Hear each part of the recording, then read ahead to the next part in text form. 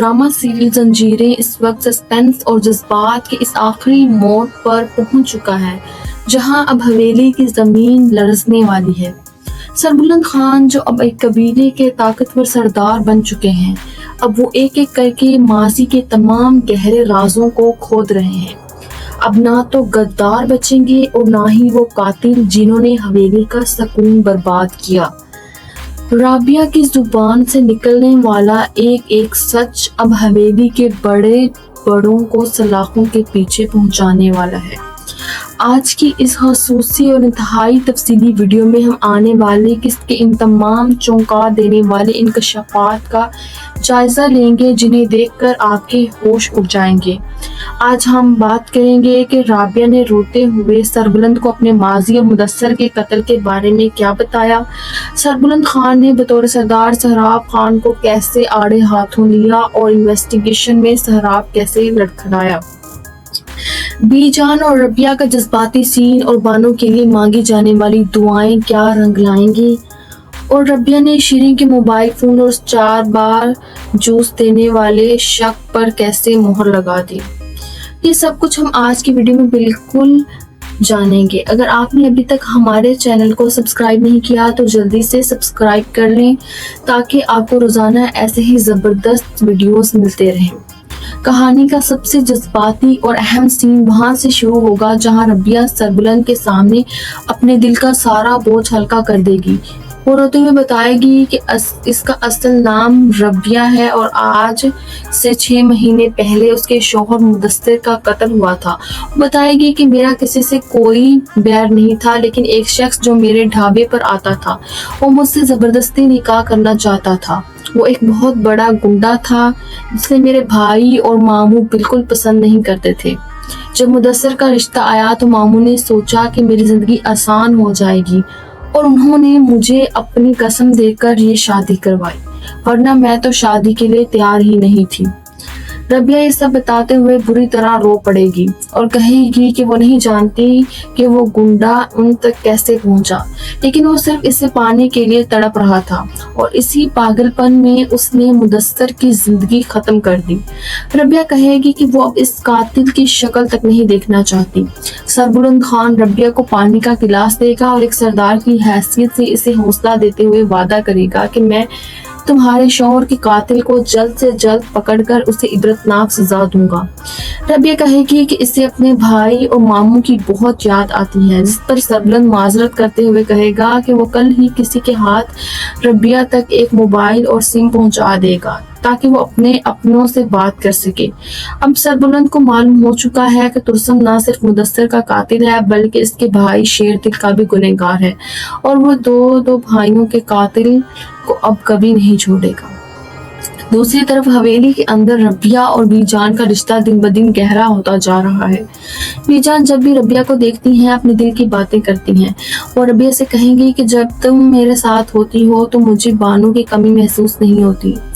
ये सुनकर रबिया की आंखें भर आएंगी और वो कहेगी कि मेरी माँ बचपन में चली गई थी, लेकिन मुझे आपसे बिल्कुल अपनी माँ की खुशबू आती है।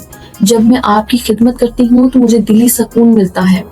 रबिया बीजान को हौसला देगी कि वो हर नमाज के बाद बानों की हिफाजत की दुआएं मांगती है और एक दिन बानो जरूर उन दोनों के बीच बैठी होंगी। इसी दौरान हवेली के कुछ लोग सरबुलंद से नाराज दिखाई देंगे, जिनमें नूर भाभी सबसे आगे हैं। नूर भाभी सरबुलंद के पास आकर बैठ जाएंगी और शिकवा करेंगी कि तुम बहुत बदल गए हो सरबुलंद, तुमने गैरों पर भरोसा कर लिया और अपनों पर नहीं।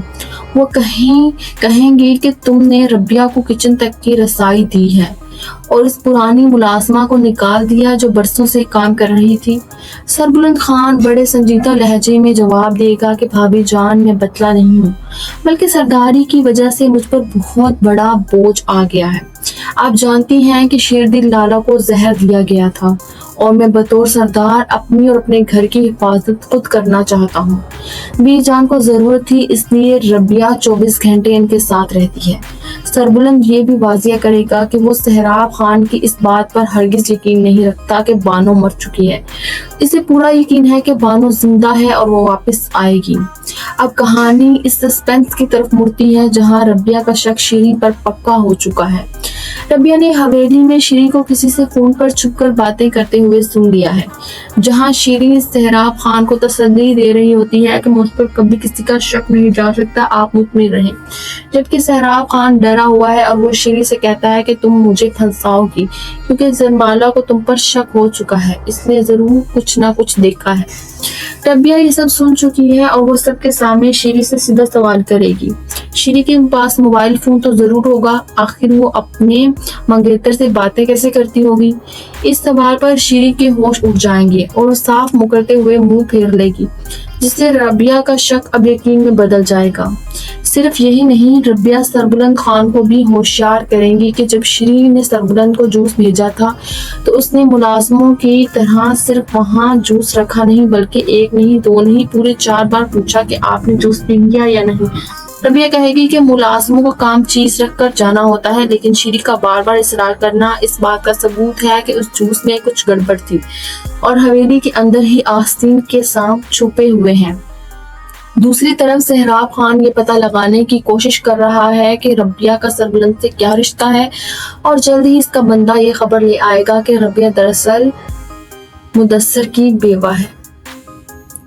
ڈرامے کے آخری حصے میں مہر بانو بار بار ترسم خان کے پاس جائے گی اور اسے سمجھانے کی کوشش کرے گی کہ تمہارا ماما زعفران خان صرف تمہارا استعمال کر رہا ہے، وہ تمہارے غصے اور جذبات سے واقف ہے اور تمہیں تمہارے ہی بھائیوں کا دشمن بنا رہا ہے، تم اپنا دماغ کیوں نہیں استعمال کرتے؟ لیکن ترسم خان اندھا ہو چکا ہے، اسے لگتا ہے کہ مہر بانو صرف اس سے محبت بٹورنے کے لیے یہ باتیں کر رہی ہے۔ وہ مہر بانو کو صاف کہہ دے گا، نہ میں تم سے کل محبت کرتا تھا اور نہ آج کرتا ہوں، میں صرف ربیہ سے محبت کرتا ہوں اور اسی سے شادی کروں گا۔ مہر بانو غصے اور دکھ سے وہاں سے اٹھ کر چلی جائے گی اور اپنا لایا ہوا تحفہ بھی واپس لے جائے گی، جس کا ترسم کو افسوس تو ہوگا لیکن اب بہت دیر ہو چکی ہے۔ زعفران خان نے اپنے فائدے اور سرداری کے لیے شیردل لالا کو مروا دیا اور ترسم کو مہرہ بنایا۔ سربلند خان اب باقاعدہ انویسٹیگیشن شروع کر چکا ہے اور جب وہ سہراب خان سے سوال جواب کرے گا تو سہراب خان لڑکھڑا جائے گا اور ٹال مٹول کرے گا۔ سربلند خان کڑکدار لہجے میں کہے گا، اس وقت میں تمہارا بھائی نہیں بلکہ حیثیت سردار تم سے مخاطب ہوں۔ بانو جس رات غائب ہوئی تھی، اس رات حویلی میں کوئی بہت سنگین حادثہ ہوا ہے اور مجھے وہاں سے کچھ سراغ بھی ملے ہیں۔ سہراب خان لاکھ انکار کرے گا لیکن سربلند کا شک پکا ہو چکا ہے اور اب ترسم خان بھی قانون کے نشانے پر آنے والا ہے۔ جیسے ہی یہ ثابت ہوگا کہ مدثر کا قاتل ترسم ہے، ربیہ اسے اپنے ہاتھوں سے سزا دینا چاہے گی اور ترسم کو ہتھکڑیاں لگ جائیں گی۔ ناظرین، زنجیریں ڈرامہ اب اپنے سب سے سنسنی خیز اختتام کی طرف بڑھ رہا ہے، جہاں سربلند خان ایک لیڈر سردار بن کر تمام دشمنوں کا صفایا کرنے والا ہے۔ کیا ربیہ شیری اور سہراب خان کا گٹھ جوڑ سب کے سامنے لانے میں کامیاب ہو جائے گی؟ کیا بی جان کی دعائیں رنگ لائیں گی اور بانو زندہ واپس آ جائے گی؟ اپنی قیمتی رائے کا اظہار نیچے کمنٹ سیکشن میں ضرور کیجیے گا۔ اگر آپ کو یہ ویڈیو پسند آیا ہو تو ویڈیو کو لائک کریں، شیئر کریں اور ہمارے چینل کو سبسکرائب کرنا نہ بھولیں۔